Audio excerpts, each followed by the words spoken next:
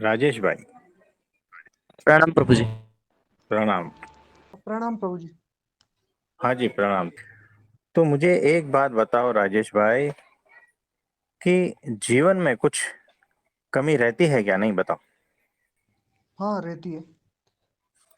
अच्छा, एक के जीवन में रहती या सबके जीवन में रहती है? सबके जीवन में।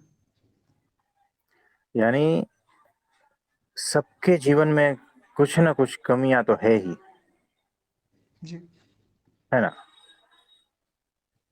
यानी कुछ ना कुछ भीतर वैक्यूम जैसा है, वो भरने की सारी कोशिश चल रही है। कुछ ना कुछ भीतर असंतोष ऐसा कुछ है ना, जिसकी वजह से सुबह से शाम तक इंसान भटकता रहता है। भीतर की कमियों को पूरा करने के लिए ये भागा दौड़ी सारी है और कुछ भी नहीं है। यही है ना। जी। तो देखो, ये असंतोष भीतर जो है वो आता कहां से, कभी आपने सोचा है? नहीं।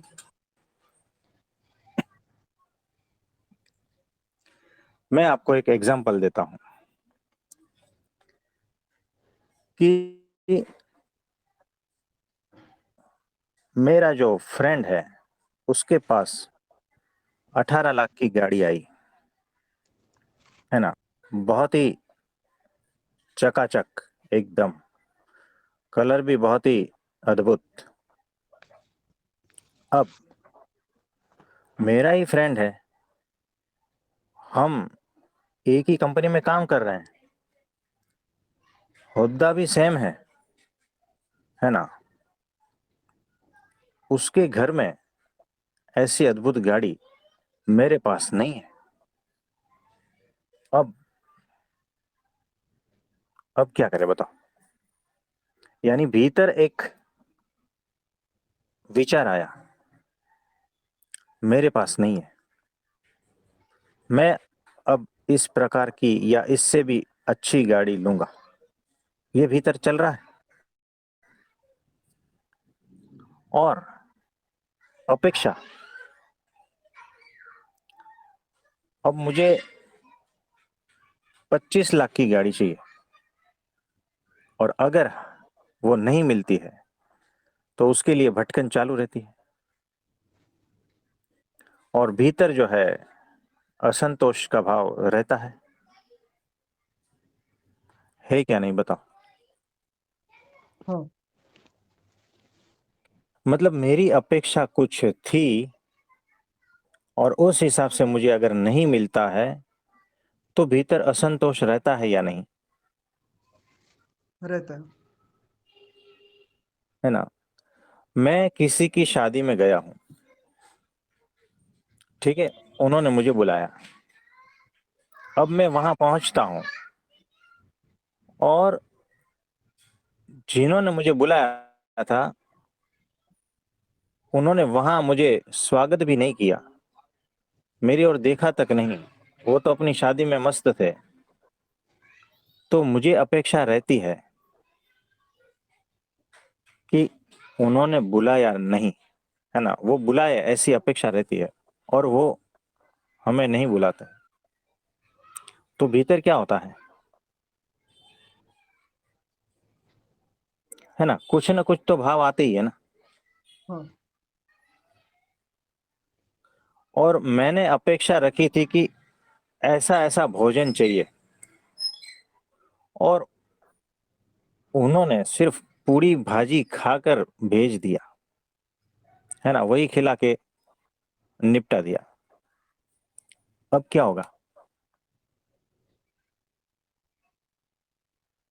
भीतर असंतोष है ना। हाँ।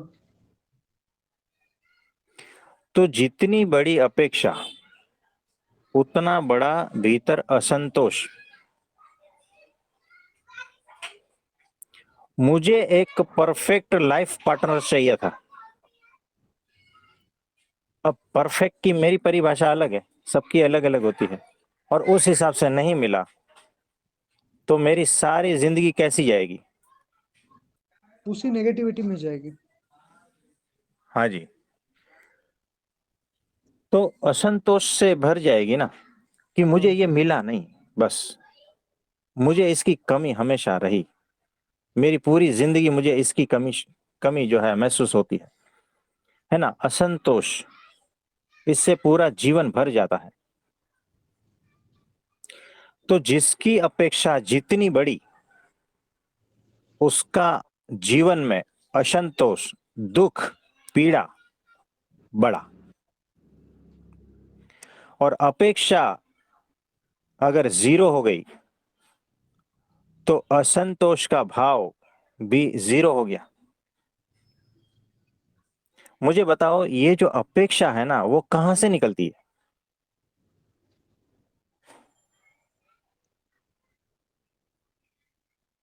हमारी मान्यताओं से। हाँ जी, देखो, असंतोष के लिए जो है ना, सपने चाहिए। सपने का कोई वजूद नहीं होता। असंतोष के लिए कल्पना चाहिए। ये ध्यान रखना, ये कल्पना माइंड की उपज है। मैंने ऐसी कल्पना कर रखी है कि मेरा जीवन ऐसा ऐसा होना चाहिए। ये कल्पना है क्या, नहीं बताओ? हाँ। प्योर कल्पना है। और उस हिसाब से अगर जीवन नहीं हुआ तो मेरा जीवन कैसा भर जाएगा? असंतोष, दुख, पीड़ा से भर जाएगा। होता है या नहीं, बताओ? हाँ होता है। मैंने सारी जिंदगी जो है ना, एक ही अपेक्षा रखी है कि बड़ा सा बंगला हो, बड़ी सी गाड़ी हो, अच्छी सी बीवी हो, और मेरा समाज में नाम हो। ये अपेक्षा है मेरी। ये प्योर कल्पना नहीं है तो क्या है, बताओ? जी। और मेरा जीवन उस हिसाब से नहीं है। अब क्या होगा?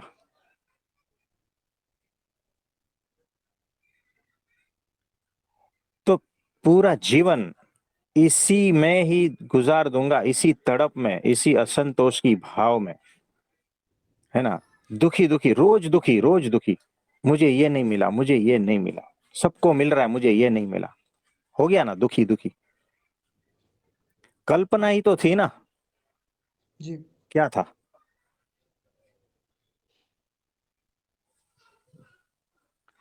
तो सत्य संतोष के लिए काफी है। जो यथार्थ मिला है ना, वो संतोष के लिए काफी है। और असंतोष के लिए जो है ना, सपने चाहिए बड़े बड़े, कल्पना चाहिए बड़ी बड़ी।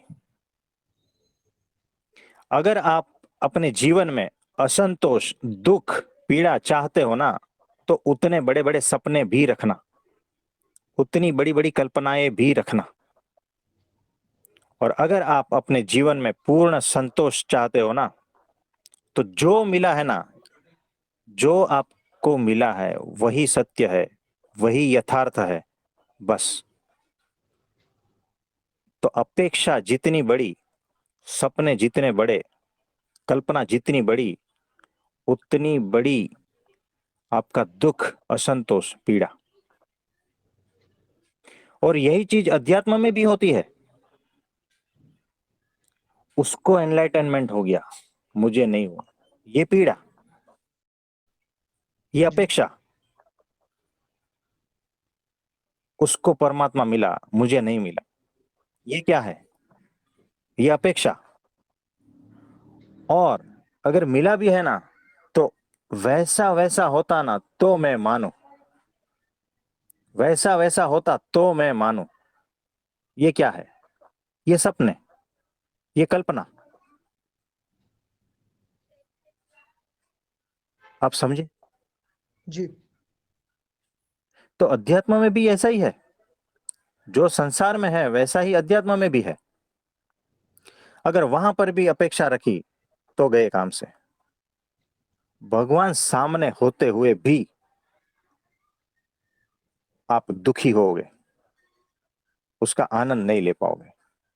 भगवान प्रत्यक्ष आपके आंखों से सामने दिखते हैं ना, तो भी अगर आप कल्पनाओं की भगवान मानते हो ना, सपनों के भगवान को मानते हो ना, तो आप हमेशा दुखी ही रहोगे। इसका मतलब कुछ समझे आप? जी, आपने अपने को सपनों से ढक लिया है, आपने अपने को मान्यताओं से और कल्पनाओं से ढक लिया है। इसीलिए जो आपके सामने खड़ा है ना परमात्मा, वो दिखाई नहीं देता। जी,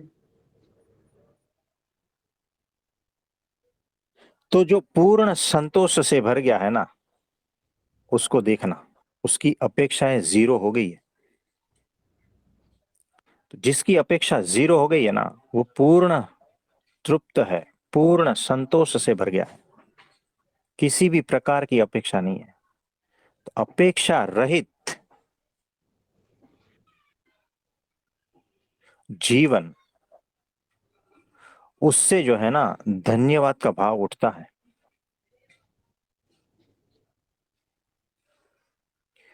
और यही भाव जो है ना आपको आनंद से भर देता है, अमृत से भर देता है,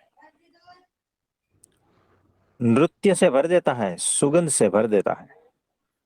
अपेक्षा रहित भक्ति आपको परमात्मा से भर देती है। अपेक्षा रहित प्रेम आपके जीवन को रंगों से भर देता है।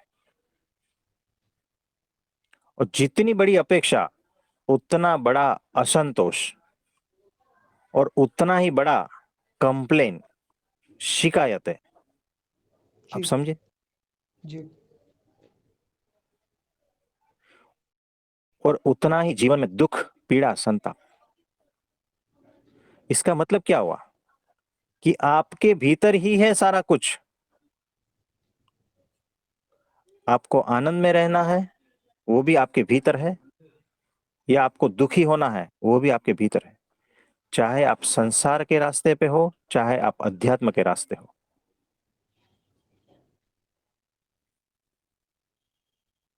तो देखो,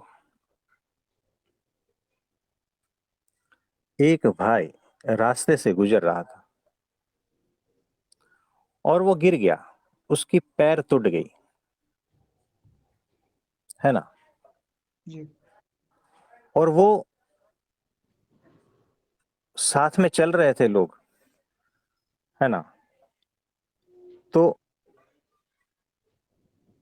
जिसका पैर टूटा था, वो बोल रहा है, हे परमात्मा तेरा धन्यवाद। अब दूसरे जो लोग हैं ना, उन्होंने सुना कि इसमें धन्यवाद की कौन सी बात है, पैर टूट गया है। तो बोला, मैं मर भी तो सकता था, है ना। अगर सर पे चोट आती तो मर भी सकता था।